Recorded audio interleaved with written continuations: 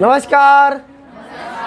तदबीर से बिगड़ी हुई तकदीर बना ले, तदबीर से बिगड़ी हुई तकदीर बना ले, है अगर खुद पे भरोसा तो एक दाव और लगा ले। चलो आज जो पढ़ेंगे बड़ा इंटरेस्टिंग टॉपिक है, बहुत ही अच्छा टॉपिक है आज का, और ये ज़िंदगी में काम आएगा, परीक्षा में तो आएगा आएगा, लेकिन बहुत इंपॉर्टेंट टॉपिक है जो आसानी समझ में नहीं आता है। चलिए करें स्टार्ट। आज का टॉपिक है हमारा रिप्रोडक्टिव सिस्टम।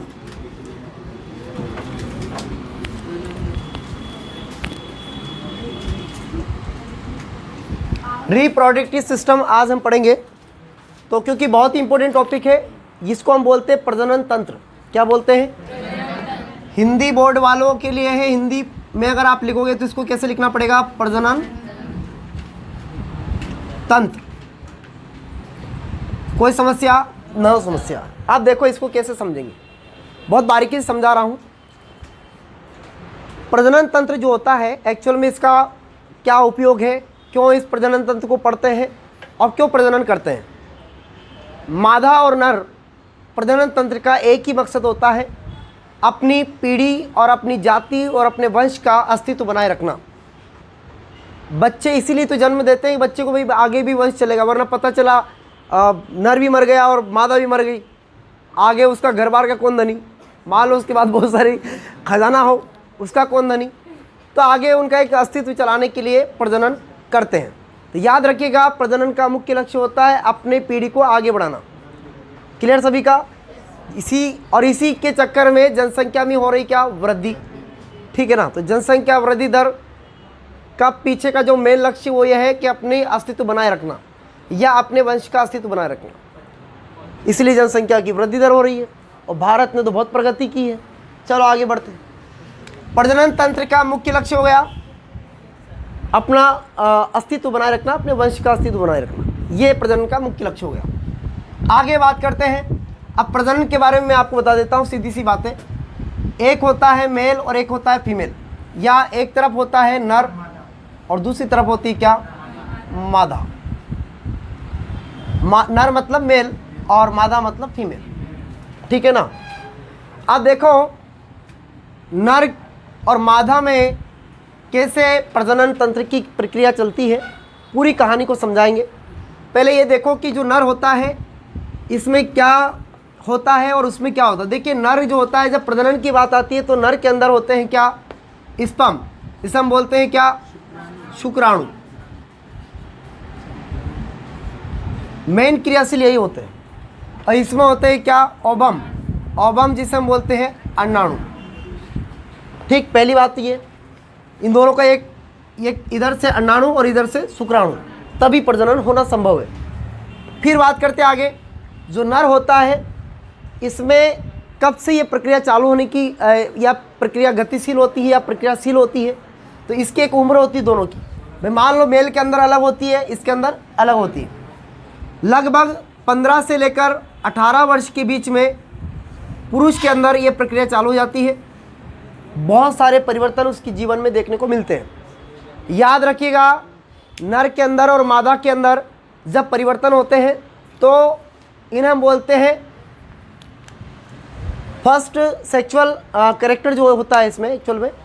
जैसे मान लो बहुत सारे कुछ सेकेंडरी सेक्सुअल मतलब कैरेक्टर भी होते हैं, कुछ फर्स्ट सेक्सुअल कैरेक्टर होते हैं। तो जो सेकंड होते हैं उसमें क्या होता है मैं आपको बता देता हूँ।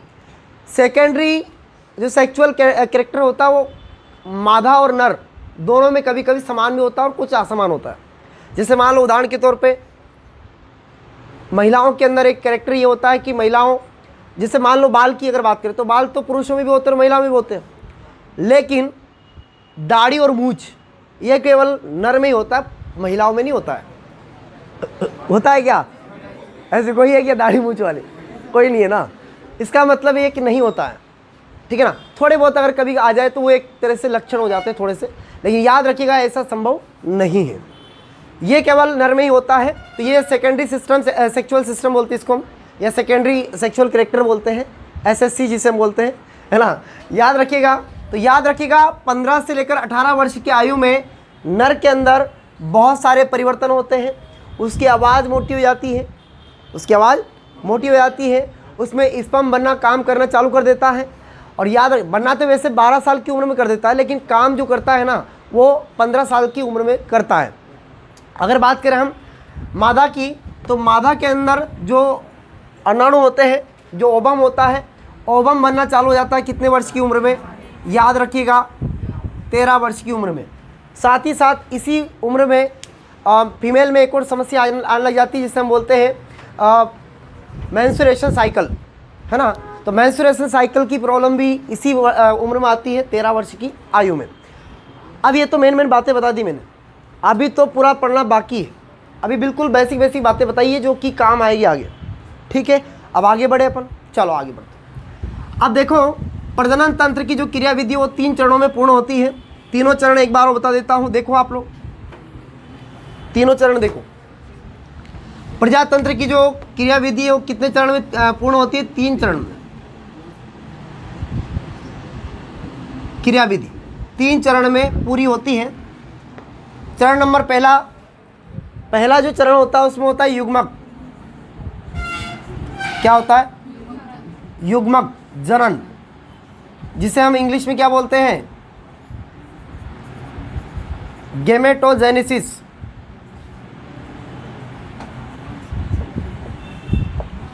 सीबीएसई बोर्ड वालों इसको बोलते हैं क्या? युग्मक को गेमेटोजेनेसिस, ठीक है ना। एक होता है आपका, दूसरा होता है आपका निषेचन। निषेचन को अंग्रेजी में बोलते हैं फर्टिलाइजेशन।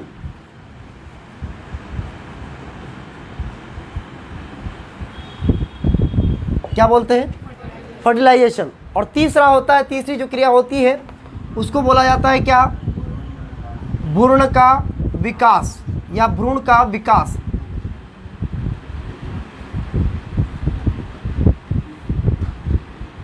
जिसे इंग्लिश में बोला जाता है एब्रोनिक डेवलपमेंट, ठीक है ना। अब देखो ये तीनों की तीनों प्रक्रिया होती है। हालांकि इनके बारे में डिटेल से बात हम आगे करेंगे, लेकिन थोड़ा सा बेसिक बता रहा हूँ मैं आपको। अभी जैसे मैं नर जनांग पढ़ाऊंगा और मादा जनांग पढ़ाऊंगा ना, उसमें इसकी काम आए, ये डायरेक्ट शब्द बोलूँगा वहाँ पर मैं कि यहाँ पर निषेचन हो रहा है, यहाँ पर ये हो रहा है, यहाँ पर भ्रूण का विकास हो रहा है, डायरेक्ट बोलेंगे तो आपको समझ में आना चाहिए कि हाँ ये है वो बात, वो है बात, ये है कि इसको समझा रहा हूँ यहाँ पर, वहाँ तुरंत नाम लूँगा, बस आपको समझ में आना चाहिए वहाँ पर, ठीक है ना। आ जाएगा। चलो देखो युग्मन जनन की अगर बात करें तो युग्मन जनन वह जनन होता है जिसमें इधर से मेल, इधर से फीमेल, इधर से मेल से निकलता है क्या? स्पर्म, और इधर से फीमेल से आता है क्या? ओवम। अब जब स्पर्म और ओवम दोनों जब मिलते हैं तो इसे हम बोलते हैं युग्मन जनन। क्या बोलते हैं? जब ये क्रिया करना चालू कर देते हैं तो उसको बोलते हैं क्या? निषेचन। जब स्पर्म और ओवम दोनों क्रिया करना चालू कर देते हैं तो उसको क्या बोलते हैं? निषेचन।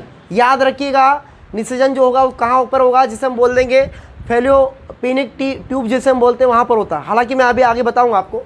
इसके बाद में देखिएगा आपको भ्रूण विकास की अगर बात करें तो भ्रूण विकास जो होता है जब ये निषेचन की क्रिया प्रारंभ हो जाती है, फर्टिलाइजेशन हो जाता है। तो मैंने आपको बताया भी था कि जब फर्टिलाइजेशन होता है तो मनुष्य में इंटरनल, मानव के अंदर इंटरनल फर्टिलाइजेशन होता है जिसे हम अंतः निषेचन की क्रिया बोलते हैं। याद रखिएगा मानव का केवल इसमें केंद्रक वाला भाग काम में लेता है, जबकि महिला का संपूर्ण जो है हिस्सा इसमें भाग में आता है, यानी कि काम में आता है, प्रक्रिया में भाग लेता है मतलब। फिर बात करते हैं हम भ्रूण विकास की। तो भ्रूण विकास में क्या होता है? जब निषेचन हो जाता है कम्प्लीटली, फर्टिलाइजेशन कंप्लीट हो जाता है, पूरी प्रक्रिया प्रोसेस पूरी कंप्लीट हो जाती है, उसके बाद ये क्या बनने लग जाता है? भ्रूण बनना चालू हो जाता है। और जब ये भ्रूण बनता है तो जब तक ये गर्भाशय में रहता है, भ्रूण बनने के बाद ये गर्भाशय में आता है। मैं आपको प्रोसेस बताऊंगा कि बच्चा जन्म कैसे लेता है, आगे बताएंगे अभी आपको कि बच्चा आखिर जन्म लेता कैसे है और ये गर्भाशय में आता कैसे है। क्या पहले जाते से गर्भाशय में बनना चालू हो जाता है? तो बिल्कुल नहीं बनता है, गर्भाशय में बाद में आता है। पहले बच्चा बनता कहाँ है वो पूरी प्रोसेस आपको बताएंगे, पहले समझिए। यहाँ पर भ्रूण विकास की अगर बात करें हम लोग तो जो भ्रूण का विकास होता है एक्चुअल में ये कितने महीने में होता है? 9 माह तक चलता है। कहाँ तक चलता है? 9 माह तक चलता है। लेकिन कभी कभी क्या होता है, मेल और फीमेल, जैसे मान लो पति पत्नी का दोनों का RH फैक्टर क्या हो गया? बिल्कुल सेम मिल गया। और RH फैक्टर की कंडीशन में कभी कभी बच्चे की एक संतान तो ठीक हो जाती, मतलब पत्नी की एक संतान तो ठीक हो जाएगी मेल में, सॉरी फीमेल में, जब फीमेल माँ, उसकी एक संतान तो कम्प्लीटली पूरी ठीक हो जाएगी, लेकिन जब उसकी दूसरी संतान होगी ना, तो उसे सीजरियन से करना पड़ेगा, क्योंकि RH फैक्टर में ये समस्या है। समझ हमारी बात? ये कभी कभी होती कंडीशन, हालांकि ज़्यादा नहीं होती है, कभी कभी रियर केस में बहुत सारी समस्या आती है, तब जाके ऐसा होता है। तो उसका डॉक्टर तुरंत मना कर देता है कि देखिए अगला बच्चा जो होगा वो आपका सीजरियन से होगा, आपका एक ही बच्चा नॉर्मल डिलीवरी के माध्यम से हो सकता है, बाकी अगला बच्चा आपका सीजरियन से होगा। अगर सीजरियन से नहीं करवाया आपने तो आपकी या फिर बच्चे दोनों में से किसी एक की मृत्यु हो सकती है, ऐसा बताता है वो डॉक्टर, है ना। तो याद रखिएगा ये कंडीशन RH फैक्टर के कारण होती है। तो 9 माह तक यानी कि 280 दिन तक लगभग बच्चा कहाँ रहता है? गर्भाशय में रहता है। और उसके बाद जब बच्चा प्रसव के माध्यम से बाहर आता है तो वो बच्चा बन जाता है। जब तक वो गर्भाशय में रहेगा तब तक क्या कहलाएगा? भ्रूण कहलाएगा। और जब वो डिलीवरी के माध्यम से बाहर आता है तो याद रखिएगा वो क्या हो जाता है? फिर वो बेबी बन जाता है, बेबी, है ना। क्या हो जाता है वो? बेबी बन जाता है। तो याद रखिएगा यानी कि 9 माह या फिर 280 दिन तक जो है गर्भाशय में रहता बच्चा, ठीक है ना।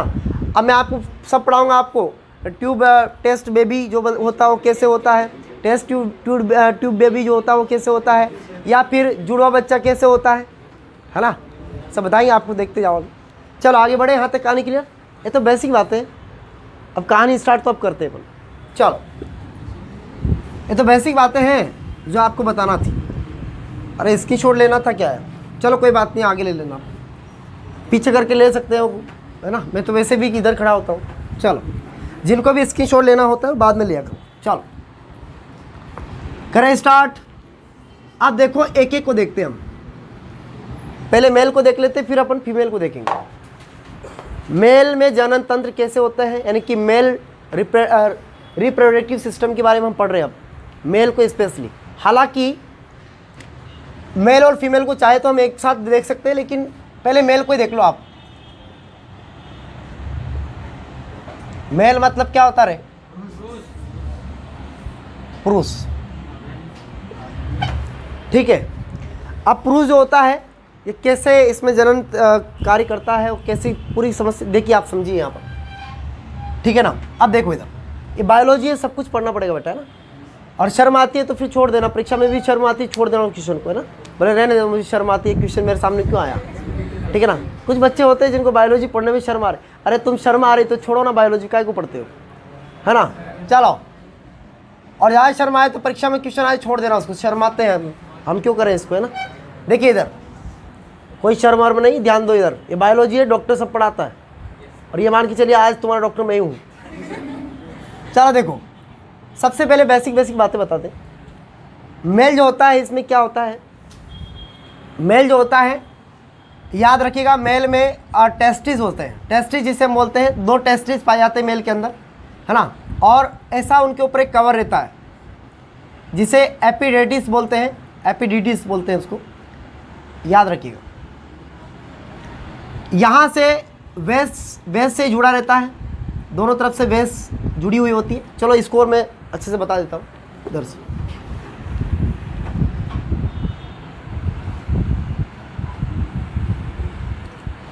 इसके ऊपर एक कवर रहता है ऐसा,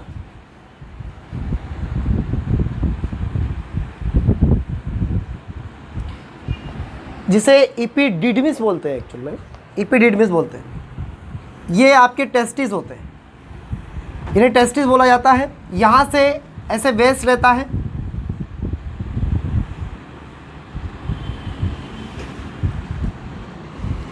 और ये दोनों यहाँ पर जाके मिल जाते, ठीक है ना।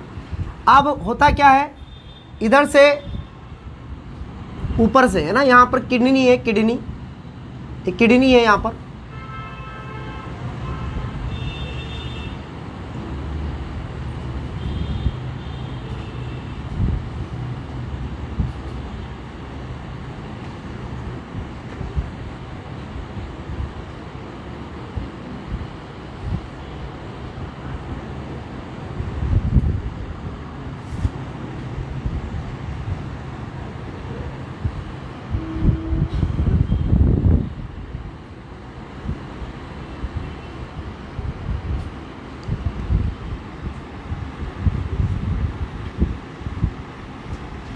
अब देखिए आप लोग, इस तरह से रहता है। इसे हम बोलते हैं ये आपका टेस्टिस हो गया ना।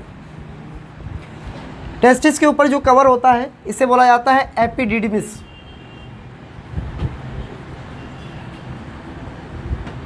इसे क्या बोलते हैं? एपिडिडिमिस या शुक्रवाहिनियाँ, है ना, इसे बोल सकते हैं। सर शुक्रवाहिनी नहीं, अब तो कवर होता है, मतलब जिसे कवर बोलते हैं एपिडिडिमिस ही बोलते हैं इसको। याद रखिएगा ये होते हैं वेस डिफरेंस इसे बोला जाता है, ठीक है ना, वेस डिफरेंस बोला जाता है इसको।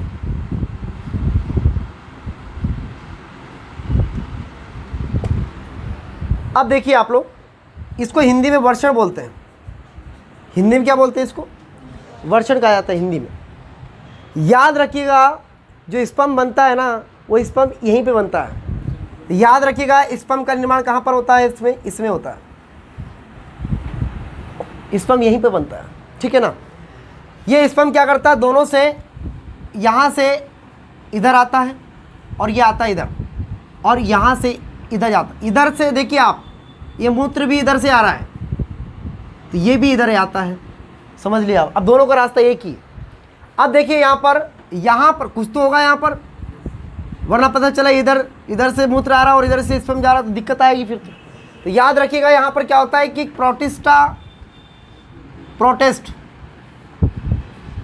प्रोटेस्ट ग्लैंड्स होती है, जिसे हम बोलते हैं प्रोटेस्ट ग्रंथि, है ना। ये क्या करती है? जब इधर से मूत्र आ रहा हो तो ये यहाँ पर इधर हो जाती है, तो इधर से स्पर्म नहीं आ सकता, और इधर से प्रोटेस्ट ग्रंथि क्या करती है? मूत्र को आगे भेज देती है। जबकि मान लो इधर से ये स्पर्म आ रहा हो तो ये इधर हो जाती है, तो स्पर्म इधर आगे निकल जाता है। क्लियर सभी का? ध्यान समझिएगा इस बात को, आएगा एग्जाम।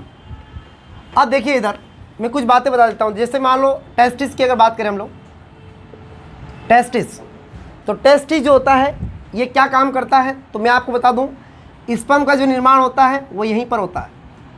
स्पर्म का जो निर्माण होता है वो कहाँ पर होता है? टेस्टिस के अंदर ही होता है। और याद रखिएगा एक बार में लगभग 7 ml क्या बनता है? स्पर्म बनता है।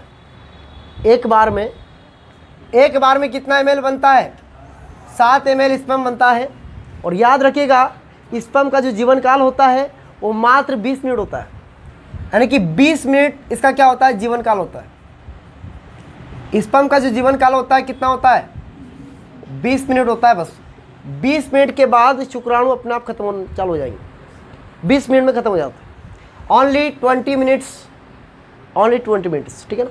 याद रखिएगा टेस्टिस जो होता है यानी कि वर्षण जो होता है, इसमें स्पर्म बनता है। और याद रखिएगा स्पर्म जो होता है एक बार में 7 ml जो है ये क्या बनाता है? एक बार में 7 ml ही स्पर्म बन पाता है, और जीवन काल इसका होता है कितना? 20 मिनट होता है। क्लियर सभी का? दूसरी बात, इसी के अंदर क्या होता है? यहाँ पर एक होता है टेस्टोन। तो टेस्टोन करके एक हार्मोन्स पाया जाता है इसके अंदर, जिसे हम बोलते हैं टेस्टेस्टोन। क्या बोलते हैं? टेस्टेस्टोन। ये टेस्टे हार्मोन होता है एक्चुअल में, और ये कहाँ पाया जाता है? वर्षण में पाया जाता है। ये क्या काम होता है? ये क्या करता है? सर्वाधिक बदबू उत्पन्न करता है। बदबू उत्पन्न करने का काम यही करता है। और ये कुत्तों में सर्वाधिक पाया जाता है। कुत्तों में जो कुत्ते होता है ना, कुत्ते, डॉग, हाँ, वो बहुत चालाक होते हैं। वो क्या करते हैं? इस टेस्टोस्टेरोन को सूंघ लेते हैं वो लोग, कुत्ते। और कुत्ते क्या करते हैं? जहाँ पर उनको जाना रहता है दौड़े दौड़े जाएंगे, वहाँ पर पेशाब करेंगे, वहीं से उनका वहाँ, और पेशाब जब करते तो कुत्ते ही सूंघ सकते हैं उस बदबू को।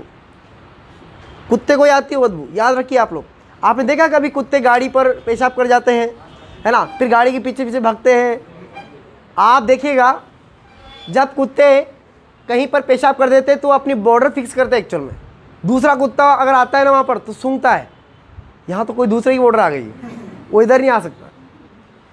कुत्ते में टेस्टोस्टेरोन की मात्रा बहुत ज़्यादा होती है, याद रखिए आप लोग। तो इसमें एक्चुअल में बदबू छोड़ता है ये। और याद रखिएगा जब ये बदबू छोड़ता है तो कुत्तों के अंदर सर्वाधिक छोड़ता है। कुत्तों में सर्वाधिक कुत्ते के पेशाब बदबू आती है, उसमें टेस्टोस्टेरोन ही होता है। और वो क्या करता है? जहाँ पर भी पेशाब करेगा वहाँ पर क्या होता है? वो बॉर्डर बना देता है, दूसरा कुत्ता उसके एरिया में प्रवेश नहीं कर सकता। और याद रखिएगा, जब किसी कुत्ते ने गाड़ी के ऊपर पेशाब कर दिया तो गाड़ी, अब उसको थोड़ी पता है कि जिसकी गाड़ी है उसको, वो गाड़ी लेके चलता है और जैसे दूसरे इलाके में प्रवेश करता है तो वो कुत्ता उसके पीछे पीछे भागता है। वो एक्चुअल में काटने नहीं दौड़ता है। गाड़ियों के पीछे देखा आपने कुत्ते भागते हैं, वो काटने, ज़रूरी थोड़ी वो काटने दौड़ेंगे आपको, वो कहीं ना कहीं इसी की वजह से दौड़ते हैं। स्टोन जो होता है इसकी वजह से दौड़ते हो। क्लियर हुआ सभी का? अब देखिए इसके बाद में देखिए आप लोग यहाँ पर और क्या होता है, इसमें होता है वेज डिफरेंस। ये क्या करता है, वेज डिफरेंस जो होता है इसमें क्या होता है देखिए आप,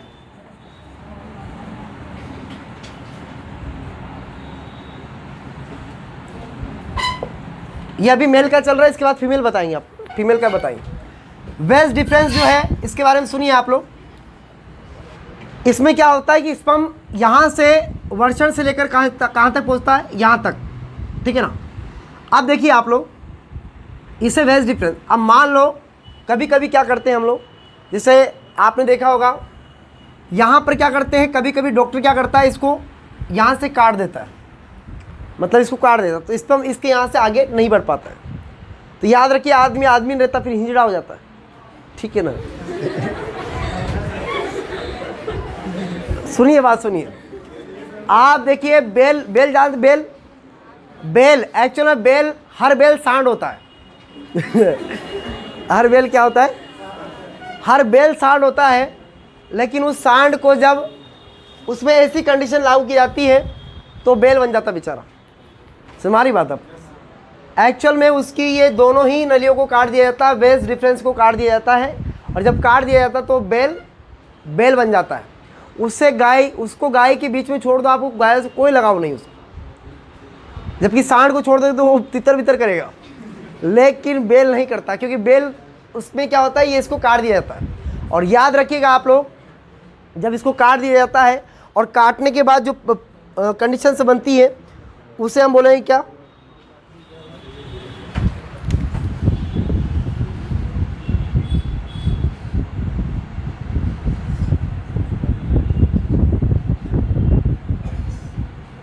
जब इसको काट दिया जाता है तो इसको बोला जाता है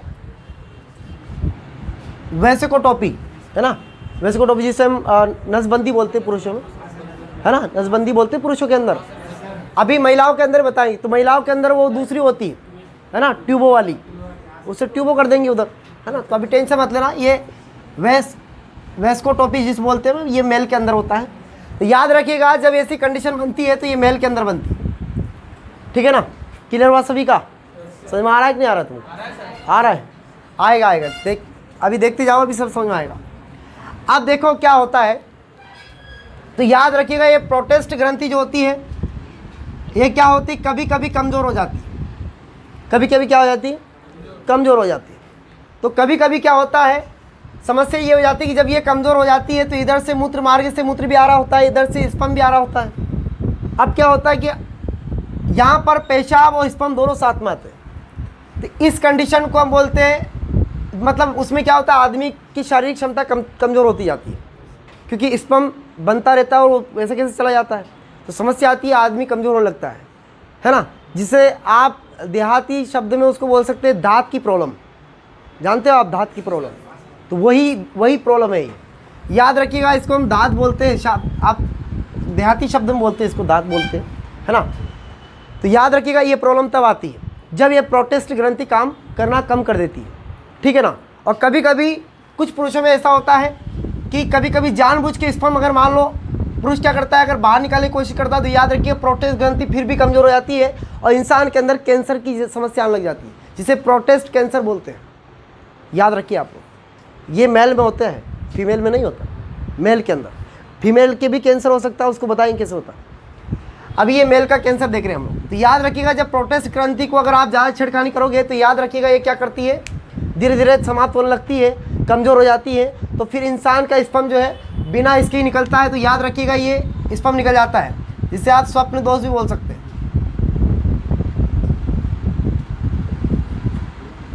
ठीक है ना, याद रखना। चलिए यहाँ तक क्लियर हुआ सभी का?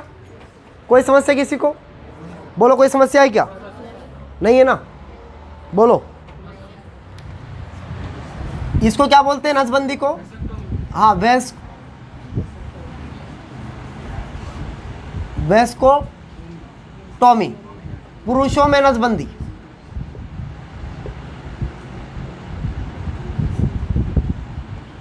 पुरुषों में नसबंदी, फिर इसको कोई इंटरेस्ट नहीं है महिलाओं में, याद रखिए आप लोग। शारीरिक संबंध बनाने में कोई इसको इंटरेस्ट नहीं रहेगा, मतलब कोई रुचि नहीं रहेगी, याद रखिए आप लोग। ये बिल्कुल इसको हिंजड़ा बोल सकते हैं आप लोग, है ना। तो इसको कोई इंटरेस्ट नहीं रहेगा, तो याद रखिएगा ये इसको बोलते हैं पुरुषों में नसबंदी, पूछा गया है, वेस्कोटॉमी बोलते हैं इसको अंग्रेजी में, ठीक है ना। हो जाएगा याद, क्लियर हुआ सभी का। अब क्या होता है आगे कहानी सुनो। चलो इसको मिटा दें, इसको स्क्रीनशॉट ले लो जिसको लेना। अभी रुक जाओ आप।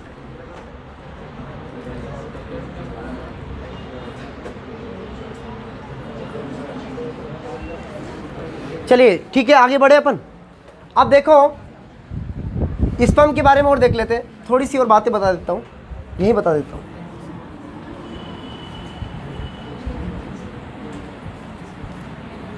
स्पर्म जो होता है ना, स्पर्म जो होता है ना, याद रखिएगा बहुत ठंडा होता है। अगर मानव शरीर का टेम्परेचर अगर देखें तो मेल का टेम्परेचर और फीमेल का तो टेम्परेचर तो बराबर ही होता है भाई, 37 डिग्री मेल फीमेल, बात एक ही है। तो याद रखिएगा साधारणतः मनुष्य का जो टेम्परेचर होता है कितना होता है, 37 डिग्री होता है। अरे कितना होता है, 37 तो होता है। लेकिन याद रखिएगा मानव टेम्परेचर 37 डिग्री होता है, तो 37 तो थोड़ा गर्म होगा, लेकिन स्पर्म का टेम्परेचर मात्र 30 डिग्री होता है। वरना अगर आपने ज़्यादा गर्मी की तो ये क्या हो जाएगा, खराब हो जाएगा, स्पर्म बनेगा नहीं, शुक्राणु काम करना बंद कर देंगे।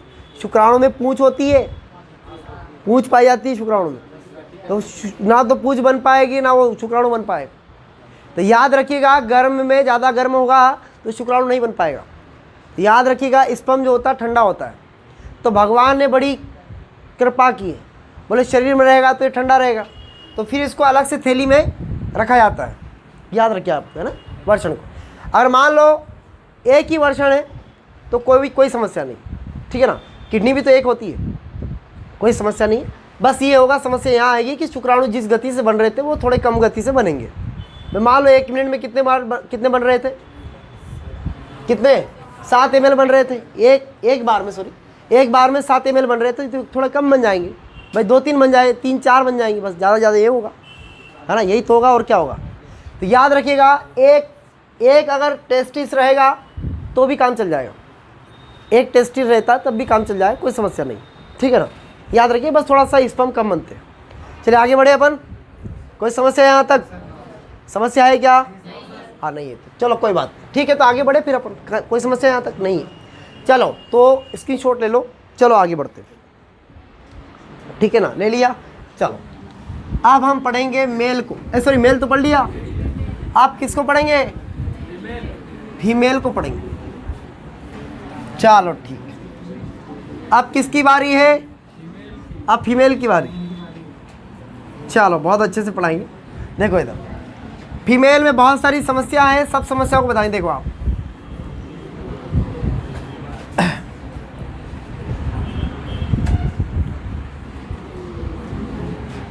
चलिए मादा जनन तंत्र क्या पढ़ेंगे अपन?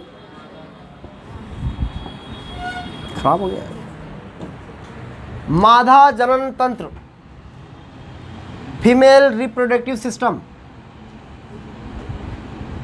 मादा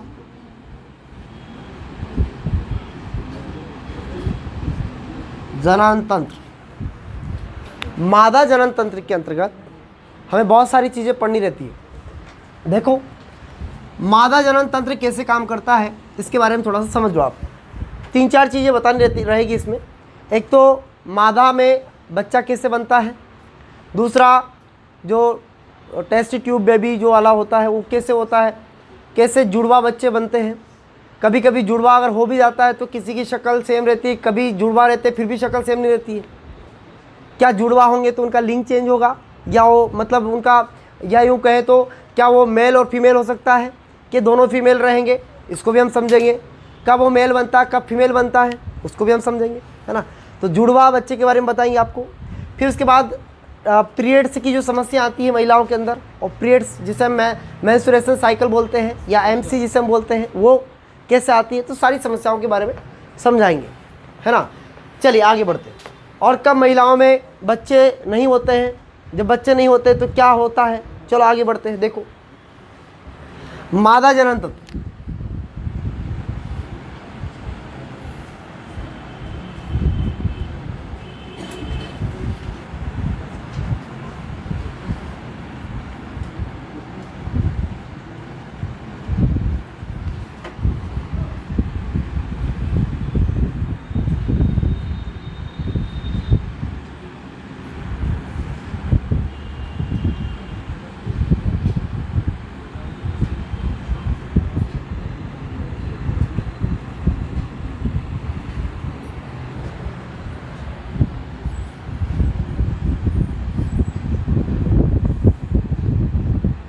अब देखिए आप,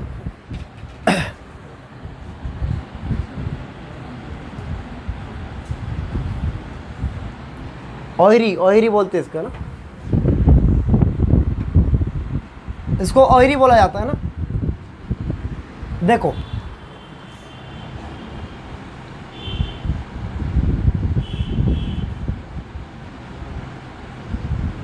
इसे बोला जाता है यूरेटर। इसे क्या बोलते हैं? यूरेटर या गर्भाशय।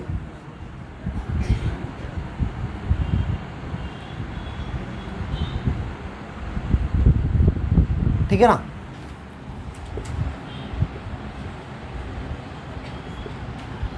ओरी, अरे अंग्रेजी की कुछ स्पेलिंग मिस्टेक हो तो देख लेना अपने हिसाब से ना, सीबीएसई बोर्ड वालों। हाँ, अपनी गरीबी है थोड़ी सी अंग्रेजी। चलो आगे बढ़ते। नहीं, बात सही है ना, क्या दिक्कत है उसमें? अपन तो अंग्रेजी मीडियम से तो है नहीं, हिंदी मीडियम से पढ़ा रहे हैं। अब हिंदी मीडियम वालों को ही पढ़ाते हैं अपन। चलो ठीक है, वैसे कभी कभी अंग्रेजी बोल लेते हैं अपन, बहुत धांसू बोलते हैं कभी। चलो, यूरेटर, और यहाँ पर देखिएगा ओवरी होती है। इसके ऊपर का जो कवर होता है इसे बोला जाता है फॉलोपियन ट्यूब। इसे क्या बोलते हैं? फॉलोपियन ट्यूब, या इसी को बोलते हैं शॉर्ट फॉर्म में एफटी। हिंदी में लिख देता हूँ फॉलोपियन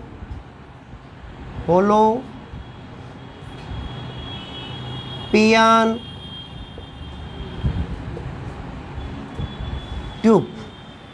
इधर भी आप एफटी लिख लो, डायरेक्ट समझ जाओगे। कोई समस्या हो जाएगा या क्लियर हो जाएगा ना। अब देखो, मैं आपको साथ साथ इधर बता देता हूँ। देखो होता क्या है,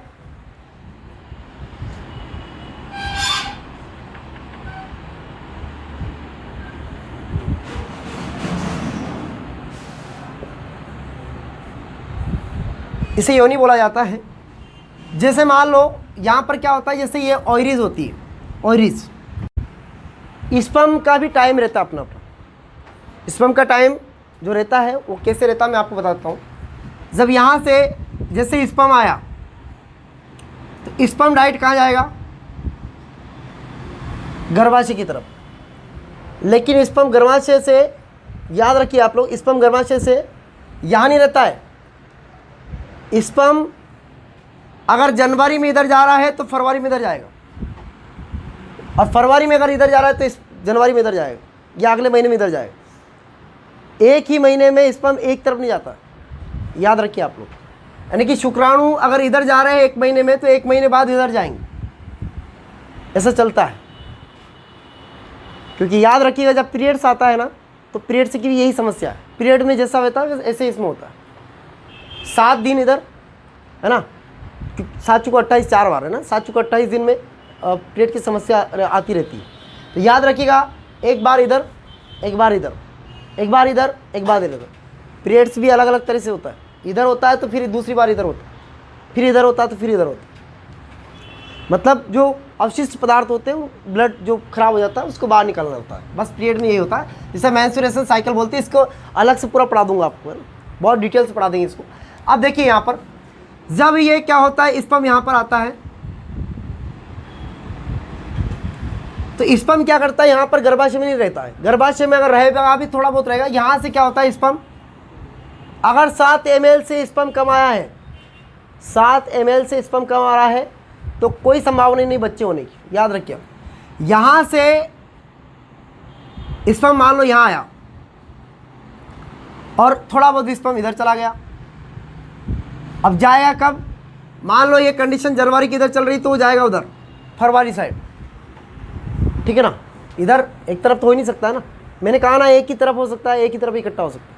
तो मान लो यहाँ गया, तो याद रखिएगा जब स्पर्म जाता है तो गर्भाशय में से भी ऊपर जाता है, और ये जाता है नहीं सॉरी गर्भाशय में गर्भाशय से ऊपर नहीं जाता क्योंकि यहाँ से तो अलग हो जाता है, दोनों साइड हो जाता है। हाँ, ये गर्भाशय में जाता है स्पर्म, डायरेक्ट स्पर्म गर्भाशय में गया, और जब स्पर्म गर्भाशय में जाता है तो डायरेक्ट यहाँ से क्या करता है, इधर ओवम होते हैं, ओवरी में क्या होता है, अरे ओवरी में क्या होता है, अंडाशय में क्या होता है, अंडाणु ही तो होंगे ना, तो ओवरी मतलब अंडाशय। तो याद रखिए यहाँ पर क्या होगा, ओवम मतलब अंडाणु। जैसे ही मान लो ये अंडाणु यहाँ पर है, इधर से स्पर्म गया, यहाँ अंडाणु, तो यहाँ पर होगा क्या, फर्टिलाइजेशन। यहाँ पर क्या होगा, फर्टिलाइजेशन। और याद रखिएगा प्रश्न आएगा कि फर्टिलाइजेशन जो होता है वो कहाँ पर होता है, तो याद रखिएगा फर्टिलाइजेशन जो होता है वो होता है फॉलोपियन ट्यूब के ऊपर, मतलब एप्टी के ऊपर, यहाँ पर फर्टिलाइजेशन होता है। जब इधर से स्पर्म गया और इधर से आपके ओवम आए, ओवम, तो ओवम और स्पर्म जब मिलते हैं तो यहाँ पर होता है क्या, फर्टिलाइजेशन।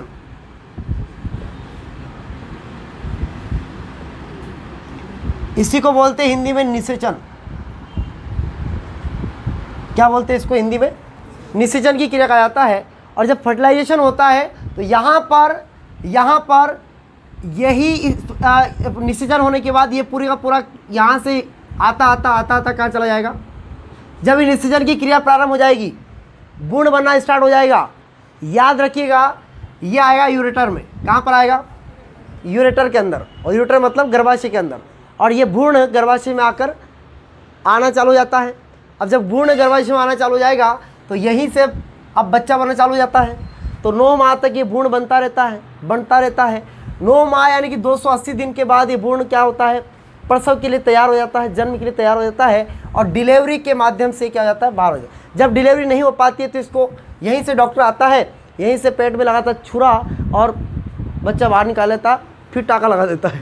टाके लगाने के बाद वापस ऑपरेशन, मतलब उसी को बोलते हैं सीजरियन, ठीक है ना। तो याद रखिएगा सीजरियन से बच्चे होते हैं तो डायरेक्ट गर्भाशय से डॉक्टर निकाल लेता है, ठीक है। क्लियर हुआ सभी का, कोई समस्या तो नहीं है। अब मैं आपको बताता हूँ टेस्ट ट्यूब बेबी जो होता है वो कैसे क्या होता है। देखिए आप लोग, ये जुड़े हुए बच्चे बताए पहले, जुड़े हुए बच्चे कैसे होते हैं, चलो जुड़े हुए बच्चे बता दें। देखो जुड़े हुए बच्चे, देखो जुड़े हुए बच्चे कैसे होते हैं। आपने देखी होगा ना बहुत सारी मूवियाँ हैं, कौन कौन सी है, कोई मूवी देखी है आपने जुड़वा वाली, अरे जुड़वा 2 ही है एक तो, और बहुत सारी है, हाँ बहुत सारी। धूम 3 में नहीं है, धूम 3 में नहीं है ना, वो तो फिल्म का नाम ही जुड़वा ही है ना। चलो देखो इधर, अरे जुड़वा फिल्म देख लेना, उसमें जुड़वा है, जुड़वा बच्चा। अरे कभी कभी जुड़वा बच्चे, कभी कभी हो जाता है ऐसा, जुड़वा बच्चे होते हैं। कभी कभी मान लो अचानक डिसेंट एकेडमी में जुड़वा बच्चे आ गए, अब दोनों जुड़वा है ना। अब मान लो उसको एक हमें नुकसान होता है, उनको फ़ायदा होता है। जुड़वा बच्चे कभी कभी आई कार्ड एक जैसा दिखा देते हैं, उनके फ़ोटो में कोई दिक्कत ही नहीं आती, पर नाम में थोड़ा मिस्टेक रहता है, आप पकड़ लेते हैं हम, है ना। तो याद रखिएगा यहाँ पर, अरे उदाहरण बता रहे आपको। तो जुड़वा बच्चे जो होते हैं वो कैसे होते हैं, देखिए आप लोग। जैसे इधर ये स्पर्म है, ऐसा होता है स्पर्म, है ना। स्पर्म एक्चुअल में ये माइटोकॉन्ड्रिया होता है इसके अंदर, ये माइटोकॉन्ड्रिया आगे बढ़ाता है इसको, याद रखिए आप। स्पर्म जो होता है इसको आगे बढ़ाने का माइटोकॉन्ड्रिया करता है। ये पूंछ जो होती है, पीछे पूंछ दिख रही है आपको, ये माइटोकॉन्ड्रिया की पूंछ है ना। याद रखिएगा ये स्पर्म है, और इधर मान लीजिए ये ओवम है, ठीक है ना, ओवम है। अब कभी कभी क्या होता है कि जैसे शुक्राणु ज़्यादा हो गए, मान लो 7 ml से ज़्यादा शुक्राणु, और 2 शुक्राणु चले गए एक साथ।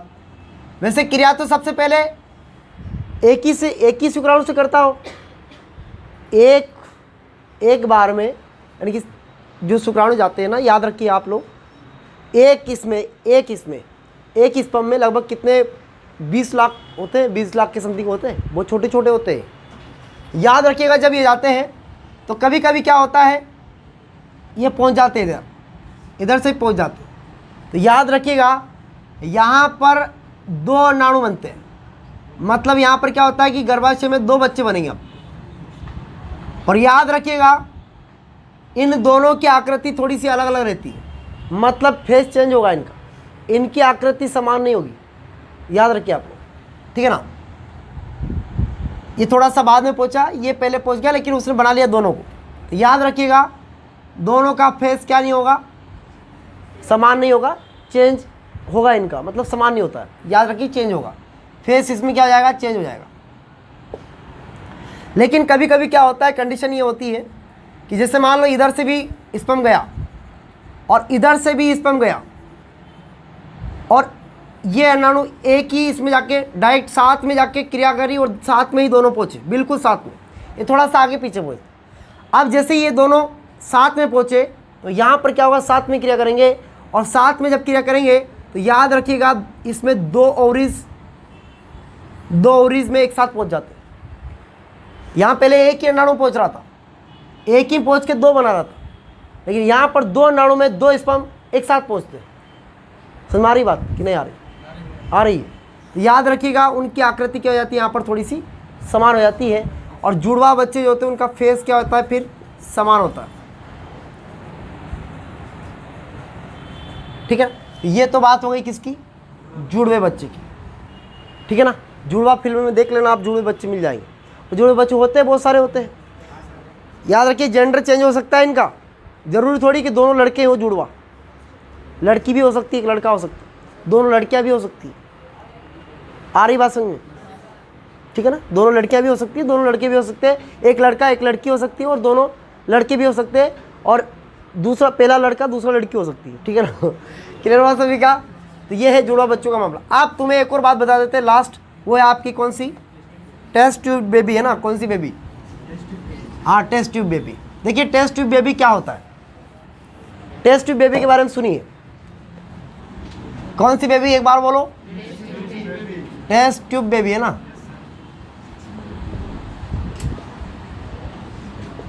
टेस्ट ट्यूब बेबी के बारे में सुनिए। टेस्ट ट्यूब बेबी जो होती है ना, इसमें क्या होता है मैं आपको समझा देता हूँ, क्लियरली समझा देता हूँ, एक बार में समझ में आएगा। देखो होता है क्या है कि जो बड़ी बड़ी हीरोइन होती है ना, टेस्ट ट्यूब बेबी क्या होता है, जो बड़ी बड़ी हीरोइंस होती हैं, जिन्हें लगता है कि हमारी सुंदरता पर हमें नाज है।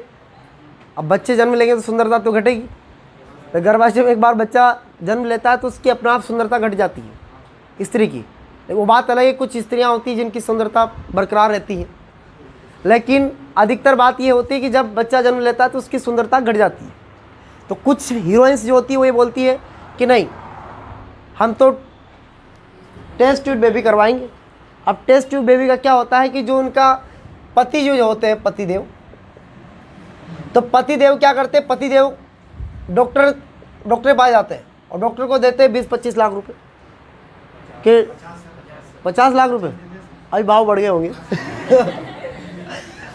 देखिए टेस्ट ट्यूब बेबी जो होता है इसमें डॉक्टर को पैसे दिए जाते हैं, मनमान पैसे देते हैं, बहुत ज़्यादा पैसे होते हैं उनके पास तो, है ना। अब पैसे जब ज़्यादा होते हैं तो क्या करती है हीरोइन जो होती है, ये हीरोइन किन बोल रहे हैं, नॉर्मल व्यक्ति भी कर सकता है, जरूरी थोड़ी हीरोइन ही कर रहे हैं,